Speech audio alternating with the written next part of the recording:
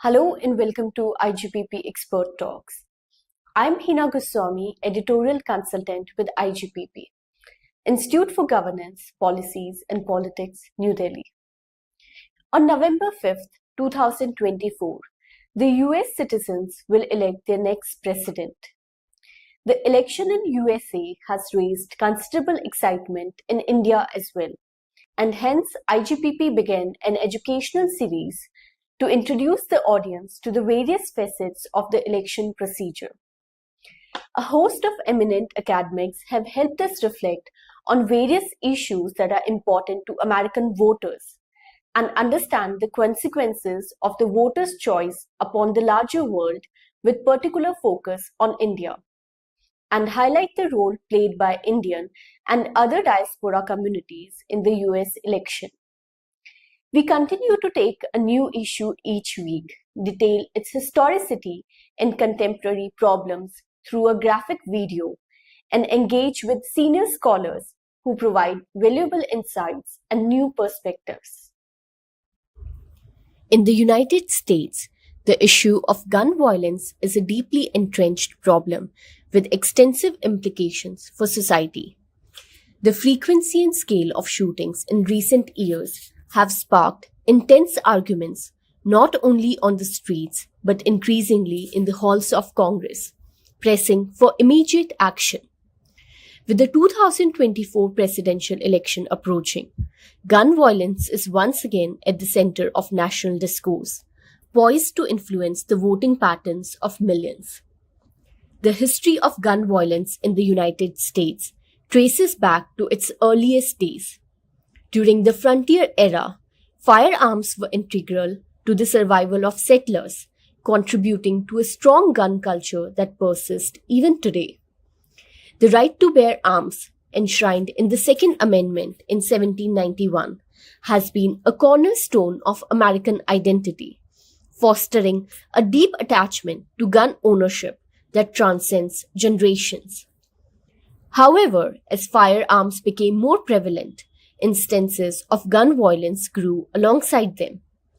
The 20th century saw high-profile political assassination, such as those of President John F. Kennedy in 1963 and Dr. Martin Luther King Jr. in 1968. These incidents horrified the country and emphasized the dangers of political extremism and social unrest.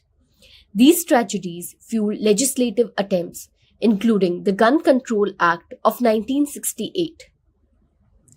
Throughout the 20th century, gun-related crimes and later mass shootings escalated, leading to national debates about how to balance constitutional rights with public safety. By the end of the century, incidents like the Columbine High School shooting in 1999 sparked a modern conversation about mass shootings and the need for gun control, adding urgency to the ongoing national dialogue. The Republican Party has long stood as a staunch defender of gun rights, emphasizing the Second Amendment as a fundamental aspect of American liberty. Republicans argue that restricting gun ownership infringes upon personal freedoms and that solutions to gun violence lie in addressing other underlying issues such as mental health and crime prevention. Their messaging leading to the 2024 election remains consistent, defending constitutional rights and opposing efforts to impose sweeping gun control measures. In contrast, the Democratic Party has long fought for tougher gun control measures, stressing the critical need to prevent gun violence and protect communities from mass shootings. Democrats favor measures including comprehensive background checks, assault weapon bans, and red flag laws designed to prevent firearms from falling into the wrong hands. Past efforts to enact such legislation, such as the Mencken-Toomey background check bill, have often faced fierce opposition, leading to a divided Congress on the issue. Public opinion on gun control remains complex. While a significant portion of Americans support strong regulations, especially in response to mass shootings, there is still notable resistance, particularly in rural areas where gun ownership is tied to tradition, hunting, and self-defense. Polling data reveals a nation divided, with many voters prioritizing Second Amendment rights over restriction, while others advocate for comprehensive reforms to curb violence. As the election nears, gun control could play a significant role in key swing states, though its influence may vary depending on other pressing issues. When examining the position of the candidates in the 2024 presidential election, clear differences emerge. Former President Donald Trump, running once again as the Republican candidate, has consistently voiced his opposition to gun control measures, framing them as an infringement on personal freedoms. His running mate, J.D. Vance, has similarly supported gun rights, reflecting the Republican platform's traditional stance. On the other hand, Kamala Harris, the Democratic nominee, and her running mate, Tim Walz, are both gun owners who advocate for a responsible ownership alongside stronger gun control measures. Harris has a long history of supporting policies like universal background checks, banning assault weapons, and addressing gun violence. Walz, a former National Guard member, has also balanced gun rights with the need for sensible regulations. Together, they aim to reduce gun violence while respecting the Second Amendment, emphasizing that common sense reforms can safeguard communities without infringing on responsible gun ownership. There have been 2 assassination attempts on Donald Trump in 2024, drawing attention to political violence and the role of firearms in threatening public figures. Following these incidents, Republicans have called for heightened security measures while continuing to defend gun rights, whereas Democrats are seizing the opportunity to emphasize the urgent need for gun control reforms. These attempts could serve as a turning point in the campaign, shifting the debate about gun violence from a societal issue to one that directly impacts the political process. The incidents underscore the importance of protecting candidates and ensuring that political violence does not undermine democracy. As the 2024 presidential election approaches, gun violence remains a deeply divisive issue. The debate over gun control has polarized voters, particularly in battleground states like Texas, Florida, and Pennsylvania, where gun policy is a major concern. Swing voters in suburban and independent-leaning areas will be crucial in deciding the election, and their views on gun violence may influence their choice at the polls. Gun lobbying in the United States is dominated by powerful organizations such as the National Rifle Association, which has a significant impact on the country's gun laws. Organizations like the NRA, which wield significant financial and political power, advocate for the weapon industry's interest. Gun lobbies frequently block efforts to pass stricter gun control laws, influencing lawmakers through campaign contributions and lobbying. This influence sparks public debate, with growing calls for reforms as mass shootings increase, despite resistance from well-funded lobbying groups aiming to maintain the existing laws. Gun violence is a tragic reality in America and a deeply embedded political issue that shapes US elections. From its historical roots to modern mass shootings, gun violence dominates national discourse. As voters head to the polls in 2024, the debate over gun control will be a key factor in shaping voter priorities and electoral outcomes. At IGPP Expert Talks, over the past few months, we have been talking about various issues that are going to decide this election. And through them, we have also been able to get a glimpse into the American society. In this sequence, we are taking up the next issue for our discussion that is equally divisive, but somehow also equally unifying: the issue of carrying guns. And for our discussion today, we are joined by 2 eminent scholars, Professor Robert Spitzer and Professor Carl T. Bogus. Professor Spitzer is Distinguished Service Professor Emeritus of Political Science at the State University of New York in Cortland. Author of 16 books, including 4 on the presidency and 5 on gun control, he has testified before Congress, participated in meetings at the White House, and has had his work cited by federal courts. Our next guest, Professor Carl T. Bogus, is Professor of Law Emeritus at Roger Williams University, School of Law in Bristol, Rhode Island. Professor Bogus has written extensively about gun control and the Second Amendment.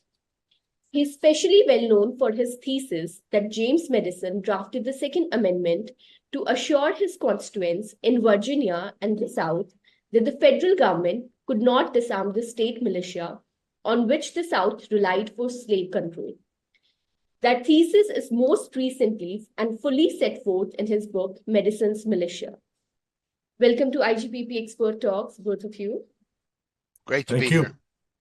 Professor Carl, we'll begin with you. And every conversation about gun violence or gun culture in the US essentially comes back to the question of Second Amendment, which guarantees the right to carry firearms. What is the Second Amendment, and what were the historical circumstances that necessitated its inclusion in the Bill of Rights? So the Second Amendment's one sentence long. It says a well-regulated militia being necessary to the security of a free state, the right of the people to keep and bear arms shall not be infringed.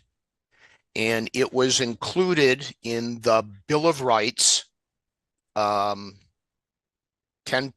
provisions, 10 amendments to the Constitution that followed the adoption of the United States Constitution by about 2 years.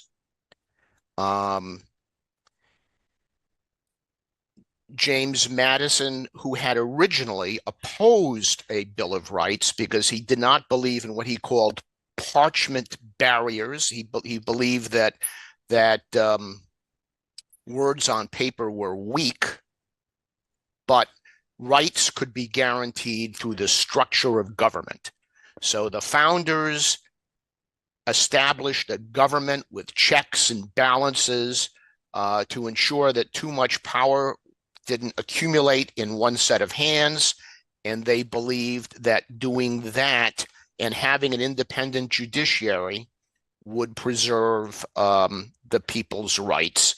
But it became politically necessary for Madison and his own political career to support a Bill of Rights after the Constitution was adopted.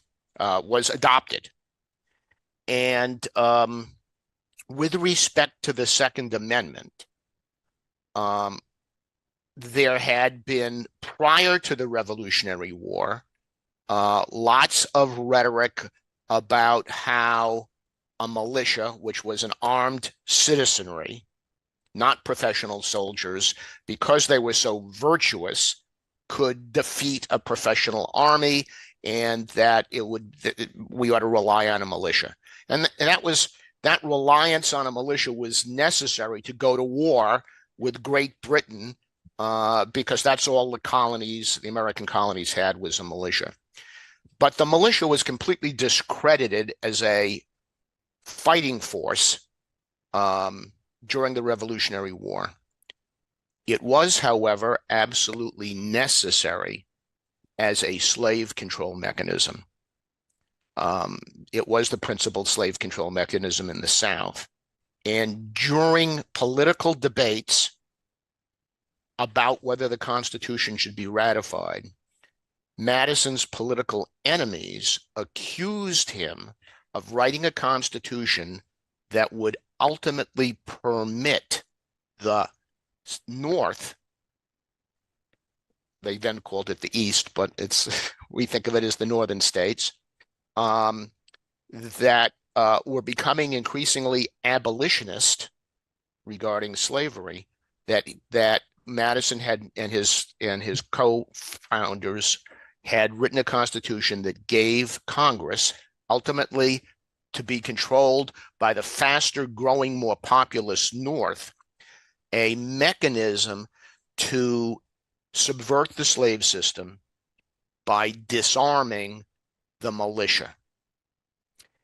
It, I think, was a silly argument, but it had political legs and it created fear.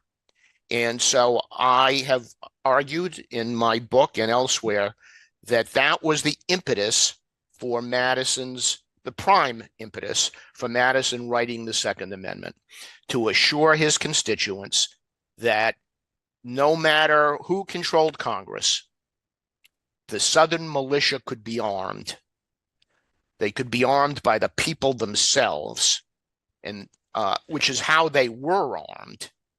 The states simply passed laws that said militiamen will show up at musters and drills and calls with their own muskets, that there would be an armed militia regardless of Congress's sentiments and feelings. Professor Spitzer, how the American society and the political class has interpreted the Second Amendment. Has there been an evolution? Has there been a shift over the years? There has been a change. As Professor Bogus was just explaining, the purpose of the Second Amendment was to make sure that states could maintain their own militias, because under the new Constitution of 1789, vast power over the military was given to the new national government, and the states were frantic about the loss of control of their own militias. And bearing in mind that back in the 18th century, the government did not arm its militias because it didn't have the resources or the ability to do it. So the Second Amendment provided a reassurance to the states that they would be able to continue to have militias and to control them. So a militia, the right to bear arms referenced in the Second Amendment, pertains to the right of citizens to have firearms, but only in connection with their service in a government-organized and regulated militia. That was the understanding at in the 18th century. That's how it was interpreted by American courts throughout the 19th and into the 20th century until 2008. And in 2008, a conservative Supreme Court decided, no, the Second Amendment is really about an individual or personal right of average Americans to have guns for self-defense. This argument was sort of ginned up in the previous few decades by right-wing scholars and writers who wanted to try and expand the legal definition of gun rights. And they finally succeeded in the court ruling in 2008. And while the Supreme Court changed the law, they cannot change the history. And the history of the Second Amendment is about having arms, but only in connection with militias. But it is this expansion of the right of average citizens to have guns that leaves us where we are today. Professor Carl, we hear of instances of mass shootings in US schools, bars, restaurants, and other public places. Has gun-related violence, individuals owning guns and the related violence, has it become a problem in the US only in the recent few years, maybe since 2008, or has it always been so? There has been considerable gun violence in the United States throughout my lifetime. The Second Amendment, as Professor Spitzer told us, only became a legal impediment to gun control in 2008. But prior to that, it was a political rallying cry and a political obstacle to gun control. And as a result, we have always had, by international standards, dismally weak gun control in the United States. Handguns have only been banned in modern times in a couple of major cities. Principally New York and Chicago. So there has been gun violence that has stemmed back. One thing that has changed is mass shootings, which have increased dramatically. So from just looking at some statistics here, from 1966 to 1975, there were 12 mass shootings in the United States. From 2013 to 2022, comparable number of years, there were 170 mass shootings in the United States. So that's one thing that has changed. And it is, while more people are killed with individual gun violence in the United States,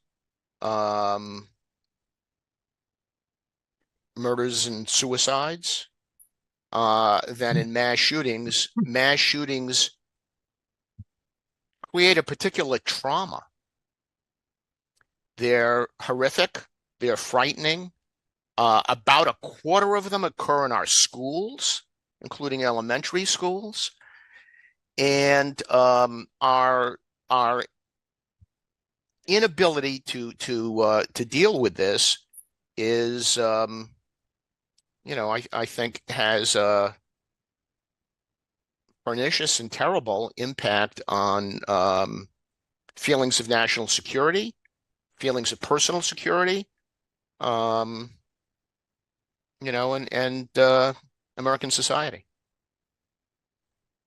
One thing that really puzzles me about gun culture and violence in the US is that schools have somehow become the epicenter of gun-related violence. Why is that so? I mean, it completely defies logic, right? Yes, so logic has nothing to do with this. The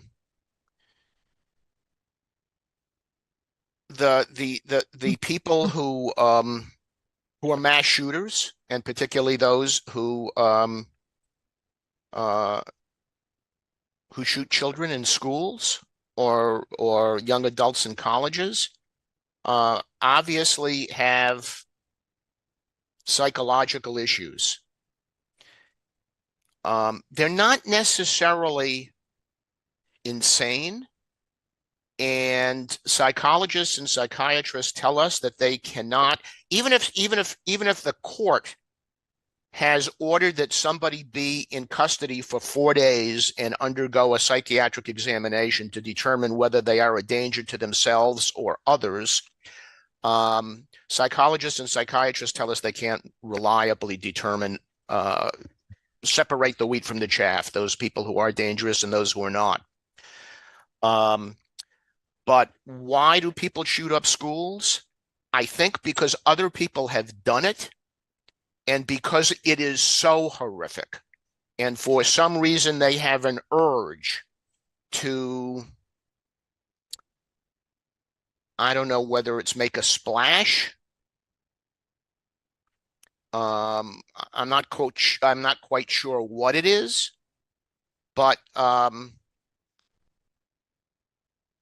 look, in society at large, and it doesn't matter what society it is, Americans are not vastly different here than people in India or Great Britain or any place else. Levels of violence are about the same here as elsewhere.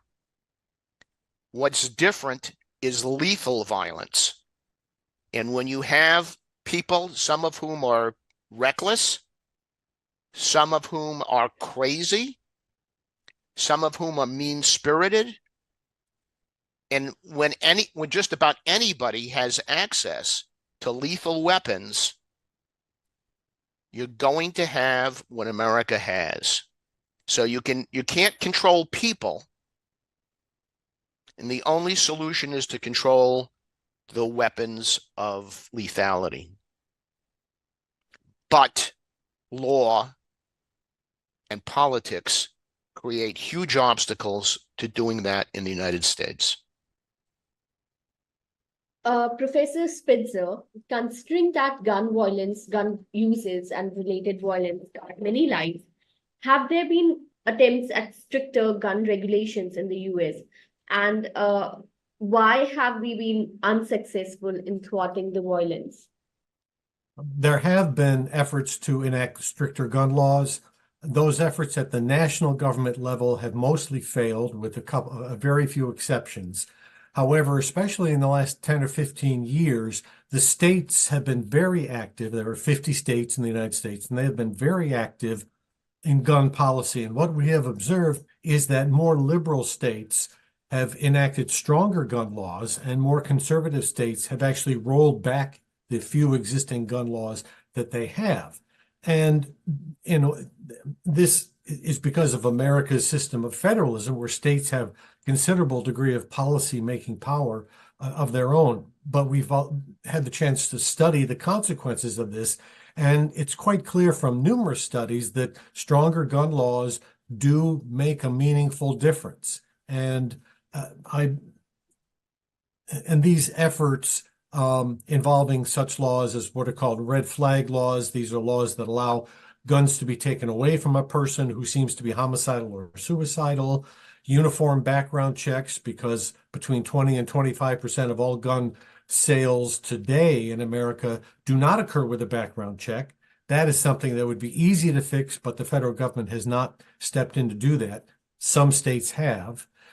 Permitting and registration systems, all of these kinds of measures, we know make a difference. And where they have been enacted, they have indeed made a difference. So gun laws can be effective, despite the fact that we have a great many guns in America, between 350 million and 400 million guns in America, in a nation of around 330 or 340 million Americans, smaller than India, but a lot of guns and a lot of people. And indeed, Professor Bogus is correct in noting that crime rates in the United States are roughly the same as in other democratic nations, but violent crime and lethal crime is far higher. And the reason why is because of guns, because there is no implement, no interpersonal tool that is more effective at killing a human being than a firearm.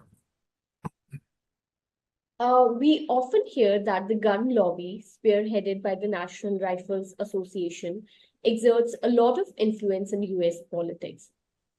First of all, is it true? Second, is it only that with the money that they are pouring in, maybe in the pockets of politicians or otherwise, that makes it so strong? Or has the gun lobby also sort of made common cause with other extreme and polarizing sentiments currently prevalent in the American society? Well, the NRA has been a very effective lobby and political organization in the United States for a long, long time. It's probably weaker today as an organization than it has been in many decades. It has had scandals of corruption in its top leadership, and it is top leadership has had to resign, and because top leadership has diverted so many funds from themselves and others, the National Rifle Association appears to be in financial distress. However, it hasn't principally been its financial strength that has made it a political force. And what is it has become part of the right-wing movement, the conservative movement in America. And because of that, it has delivered votes for Republican, almost exclusively Republican, not exclusively, but nearly exclusively Republican candidates.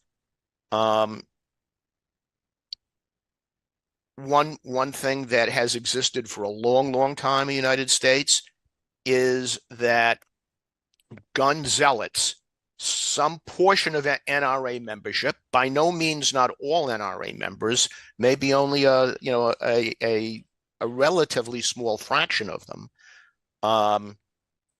are opposed to any form of gun control, any form of gun safety legislation at all. and make it the controlling issue in the voting booth. They will vote on that issue every time. Whereas most Americans favor more rigorous gun regulation. But few Americans on that side of the divide make it the only issue, the determining issue in the voting booth. They're also concerned about many other issues. And that has helped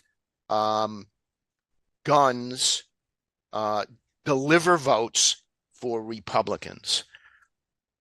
If I could just add, there's an old axiom in American politics that a small but highly motivated minority can often win the day over a large but fairly apathetic majority. And as Professor Bogus points out, the gun people around the country are highly motivated on this issue, motivated to act.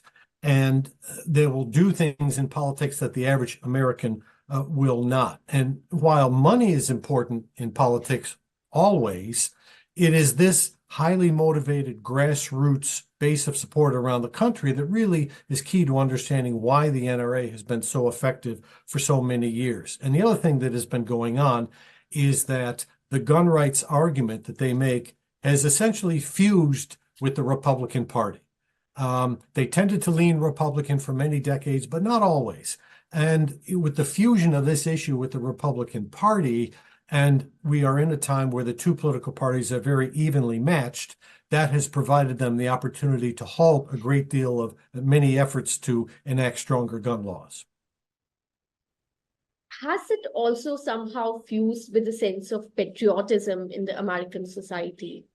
I may be off the mark, but even the Democratic Party candidates are proud that they are gun owners, and anybody who enters their house would be shot. Is there a need to somehow prove that no, it's nice to be, I'm rather proud to be a gun owner? Like, it does not make a lot of sense where we don't have as many guns, and we would be horrified if our neighbor or somebody around us was carrying a gun.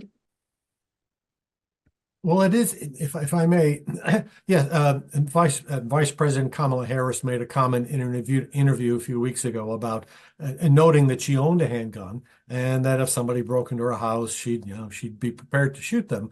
And it was sort of a offhand comment, but it was an indication on her part to try and reflect the notion that she was not a gun grabber, that she was not out to take people's guns away. But if you look at the platform of her candidacy in the Democratic Party, it is very strongly on behalf of stronger gun laws. And Donald Trump has expressed opinions at times in the last 8 or 10 years indicating he supported stronger gun laws.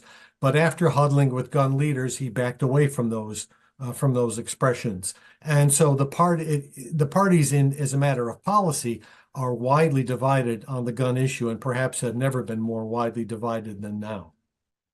Yeah, I'll add to that I think that this is wrapped up, and has been for a long time, with notions of machismo, kind of masculinity.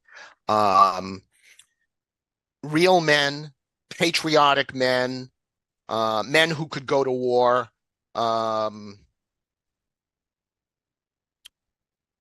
are ready to defend themselves, their families, their communities with guns. And there's also been a terribly destructive notion that Americans have a right to be armed to resist governmental tyranny. And the problem with this is that this idea sanctions the view that if you don't like what your government is doing, if you think what your government is doing is tyrannical, rather than using the constitutional means to change your government or change its government's policy through political action, free speech, and voting, that you can attempt to do that through violence, is a suicidal notion about American democracy. One of our Supreme Court Justices Robert Jackson many years ago famously said the Supreme Court is not the Constitution is not a suicide pact. The founders certainly did not believe that American citizens could go to war against their own governments, state or federal. They absolutely did not believe that. They did believe that they could go to war against what increasingly became a foreign government that was controlling them. But once they had their own government and the franchise, the right to vote,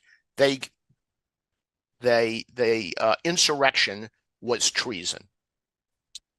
I hate to say it, but in that 2008 case that Professor Spitzer mentioned that changed gun control policy, there's a throwaway line in there about Americans have a right to have guns to resist governmental tyranny, which I think is just abhorrent. Just abhorrent. I have in front of me the gun sections of the 2024 Democratic and Republican platforms because I thought it'd be interesting to compare them. And I'll just say that the Democratic platform has about a page and a half on gun control and what Democrats will do. Assault weapon bans, red flag laws, bans on high-capacity magazines, etc. The Republican platform, quite interestingly, only mentions gun control in a phrase. The only sentence that in the Republican platform has anything to do with guns says,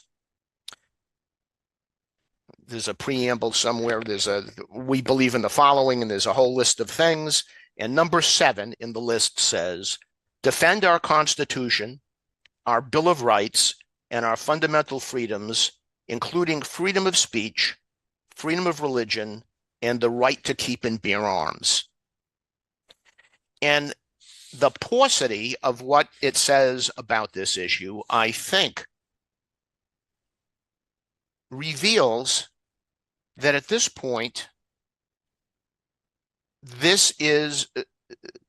Republicans are actually sensitive, perhaps even ashamed about their position about this.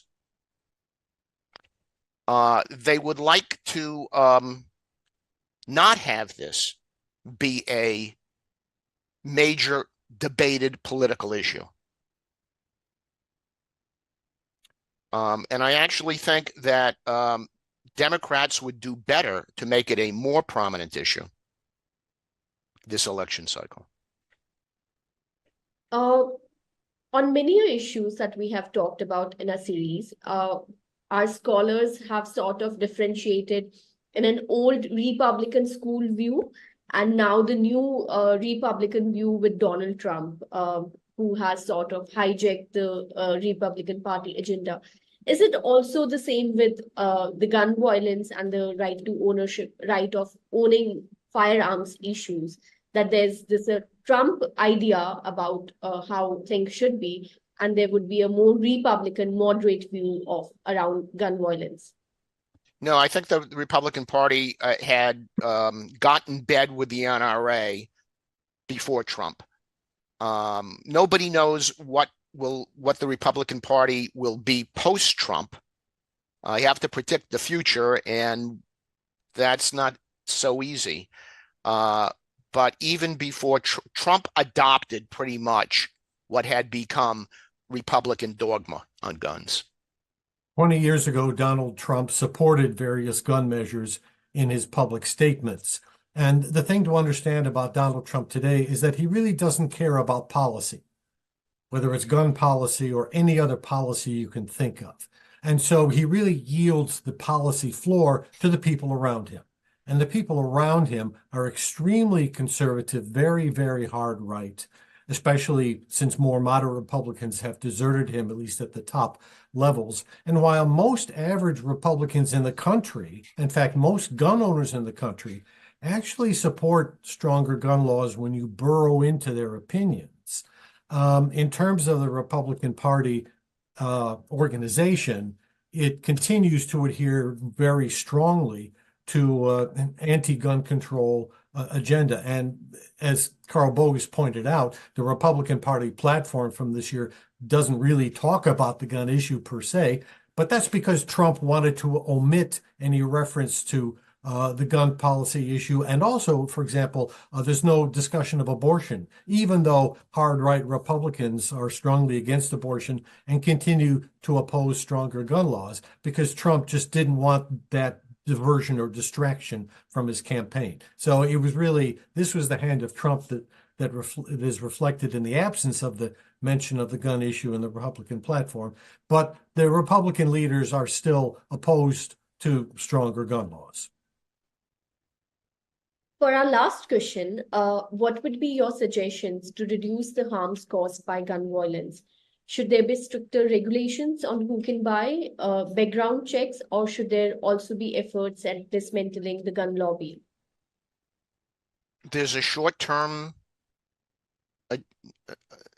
depends how you look at this, short-term or long-term. So short-term, my view, and I may differ a bit here from Professor Spitzer, my view is short-term, the most important thing to do is to place a limit on the number of rounds that a gun or a gun magazine can accommodate. This is a ban on high capacity magazines. That would make it more difficult for mass shooters to kill many people in an incident. That I think is very important. I'm all in favor of red flag laws, but I'm a pessimist about how effective they can be. I do think, from the research that I've read and spending decades thinking about this, that there is really only one form of truly effective gun control when it comes to reducing gun injuries and homicides. Really only one.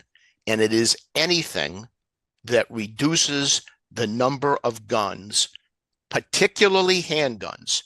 Handguns remain by far the weapon of choice when it comes to armed robberies, muggings, murders, and suicides.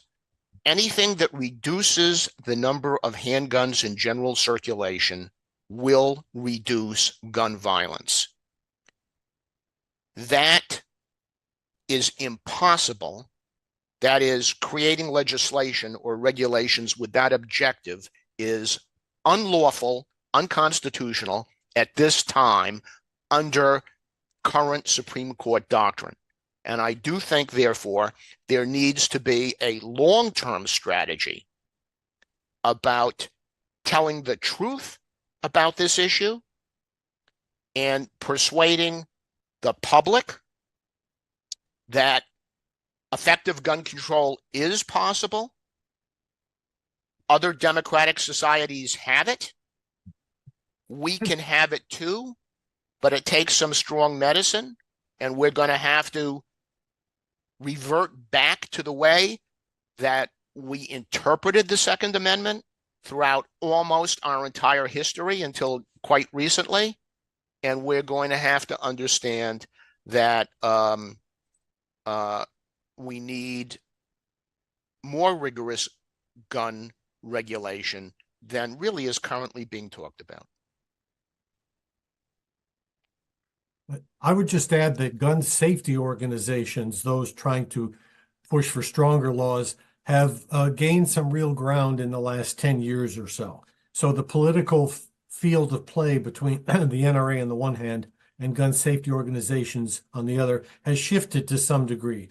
Organizations working for stronger gun laws have more money, their strategies are more effective, they're more interested in the kind of the long-term game, which is one way the NRA has been very successful, by planning in the long term. And indeed, the emphasis, we talk a lot about assault weapons and large capacity magazines. And I would agree entirely that large capacity magazines, generally defined as those that hold more than 10 rounds, should be sharply restricted, prohibited. I have yet to hear a sane reason why a civilian needs to own a weapon that can fire more than 10 rounds without reloading. I mean, there is no reason.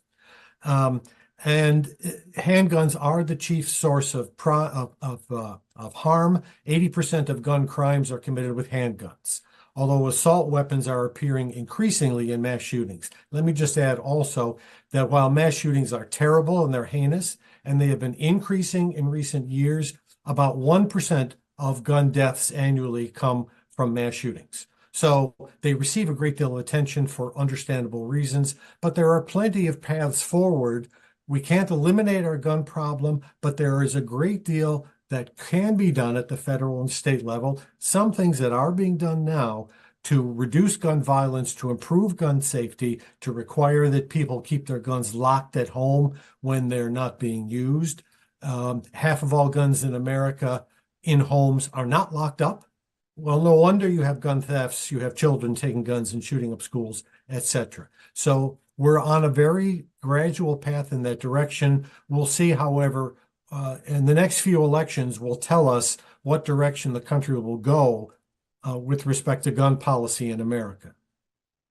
I'll just add that public opinion is not set in concrete. It can change, and it has changed. In about 1960, I don't have the exact year in front of me, but it was sometime about 1960. According to Gallup, which was then our chief polling organization, 45% of Americans favored banning handguns entirely. 45% of Americans favored banning handguns. I don't know that question is even asked today in polls, and if it were, my guess is it would be single digits would be in favor of it. And that's because the political discourse, for a very long time, hasn't even discussed anything like that as a possibility. Of course, it is an impossibility legally today. So how we talk about guns matters in terms of what the public thinks about guns. And of course, what the public thinks about guns determines what our politics is. I have no doubt, by the way, that Kamala Harris, her comment, I own a gun, and if there's an intruder in my house, they will be shot, was a considered political statement. And she wanted to portray herself as someone who can be as tough. She was a prosecutor.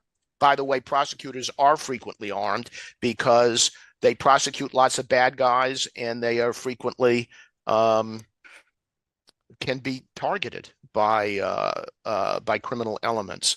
But she wanted to portray herself. I may be a woman, I may be a liberal Democrat, but I can be as tough as a guy. And I think that was the political message that she sent with that statement. I think it was a considered statement. It may be good politics, but it continues the view that, let me put it this way. This is, one of your questions is, have guns become entwined with patriotism? There is a tiny bit of feeling about that, which I tried to address before, and I think she was politically playing to that in that statement. I do feel that, the mass shootings that have happened in schools have sort of mobilized public support in favor of gun regulation, because that has brought a lot of negative attention to the American society, and obviously a lot of grief, and that can be justified in no way, right? Because we were looking at civil society organization in preparation for this episode, and all of them necessarily mention the shootings that have happened in school and take that as a starting point to argue against gun ownership and in favor of stricter gun regulations. I'm not sure if I'm correct on that, but certainly that is, I feel, the prevalent view in world over regarding the shootings that have happened in the US. Thank you so much for joining us today and giving us your valuable time and